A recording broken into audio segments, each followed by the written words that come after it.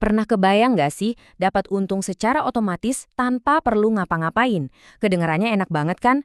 Tapi kenapa ya janji semacam ini gampang banget dipercaya, padahal jelas-jelas kayaknya terlalu indah untuk jadi kenyataan?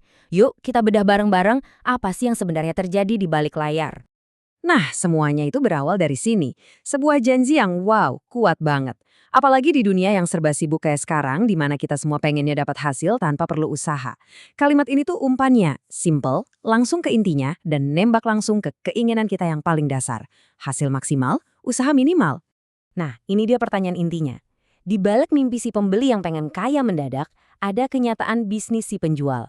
Jadi, apa sih yang sebenarnya mereka jual? Ayo kita selidiki lebih dalam. Oke, kita bongkar ya. Rahasia besar pertama adalah ini, bisnis mereka yang sebenarnya itu bukan trading, sama sekali bukan soal jago ngalahin pasar. Bisnis mereka adalah menjual mimpi itu ke kamu. Coba deh lihat perbedaannya di sini. Jauh banget kan? Trader beneran itu kayak pelari maraton. Mereka butuh stamina, strategi, dan konsistensi buat menang terus-terusan. Nah, kalau penjual alat ini, mereka cuma butuh satu kali sprint, yaitu pas kamu ngeklik tombol beli. Udah, setelah itu permainan buat mereka selesai. Motivasinya beda banget. Dan kalau kita lihat angkanya, wah ini bener-bener gila. Bayangin aja, modal buat pengembangannya mungkin cuma sekitar 1 juta yen. Tapi mereka bisa jual dengan harga ratusan ribu yen per unit. Margin untungnya bisa di atas 90%. Jelas lebih pasti dan lebih untung jualan cangkulnya daripada ikut gali emasnya kan? Coba kita lihat, duit mereka itu larinya kemana aja sih? Sebagian besar, sekitar 40%, itu buat iklan. Gede banget kan? Bukan buat riset, bukan buat bikin produknya lebih canggih. Ini bukti lagi kalau mereka itu ada di bisnis penjualan, bukan di bisnis trading. Oke, tadi kita udah lihat dari sisi penjualnya. Sekarang kita coba pindah ke sisi seberangnya, pembeli. Apa sih yang bikin kita, orang-orang biasa, gampang banget kepincut sama tawaran kayak gini? Mungkin profil ini kedengarannya familiar ya, jangan-jangan ada di sekitar kita. Orang-orang sibuk yang ngerasa nggak punya waktu buat belajar investasi dalam-dalam.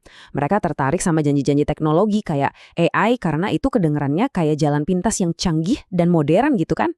Dan ini nih bagian psikologis yang paling dalam. Alat ini nawarin semacam jalan keluar dari tanggung jawab pribadi. Kalau kamu rugi, ego kamu aman. Kamu bisa bilang, bukan salah gue, salah alatnya. Ini kayak jaring pengaman buat perasaan kita, dan susah banget buat ditolak. Sekarang, yuk kita coba ngintip ke dalam kotak hitam itu. Sebenarnya apa sih isi teknologi di balik kata-kata keren kayak AI yang mereka jual? Pasti sering lihat deh kata-kata dewa kayak algoritma kuantum atau AI super canggih yang sengaja dipakai biar kita kelihatan awam dan mereka kelihatan pinter banget. Padahal ya, seringnya itu cuma kedok buat nutupin sesuatu yang sebenarnya jauh lebih simpel. Tapi ya kenyataannya di belakang layar seringkali jauh dari kata canggih. Seringnya cuma strategi trading biasa yang udah ada dari dulu terus dibungkus ulang aja. Atau malah kode gratisan yang dioprek dikit. Jomplang banget deh antara janji marketing sama kenyataan teknisnya. Nah, disinilah jantung dari semua model bisnis ini, ketidakseimbangan informasi.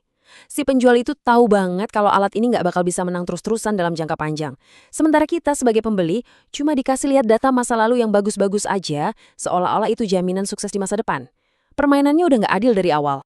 Sekarang kita lihat lebih dalam lagi gimana sistem ini ngejebak korbannya. Ada mekanisme yang sengaja dibuat buat ngunci kamu, nguras duit kamu lebih banyak, sambil ngelindungin si penjual dari masalah hukum. Angka ini ya, jujur aja, serem banget.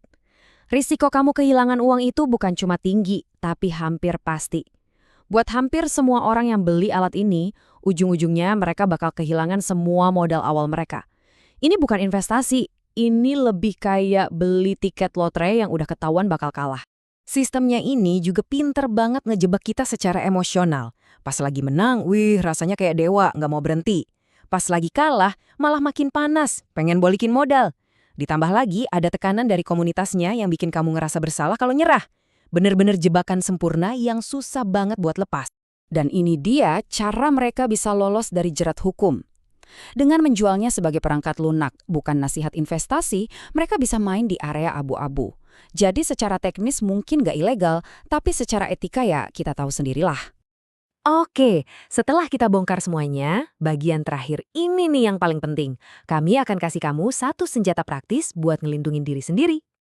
Jadi pertanyaannya sekarang, di tengah semua janji manis ini, gimana caranya biar kita tetap aman? Tenang, sebenarnya ada satu kompas simpel yang bisa kita pakai.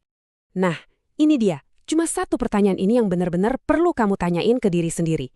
Orang ini dapat duit dari mana? Dari trading beneran di pasar? Atau dari jualan alat ini ke saya? Logikanya simpel banget kan? Kalau mereka beneran punya mesin cetak uang, ngapain juga dijual ke kita? Dan sebagai penutup, coba kita renungkan ini. Ini bukan soal orangnya bodoh atau males. Justru jebakan ini tuh seringnya kena ke orang-orang yang sebenarnya hati-hati, yang pengen bikin keputusan pinter buat masa depannya. Nah, dengan ngerti cara kerjanya, kita semua bisa selangkah lebih maju biar nggak jadi korban berikutnya.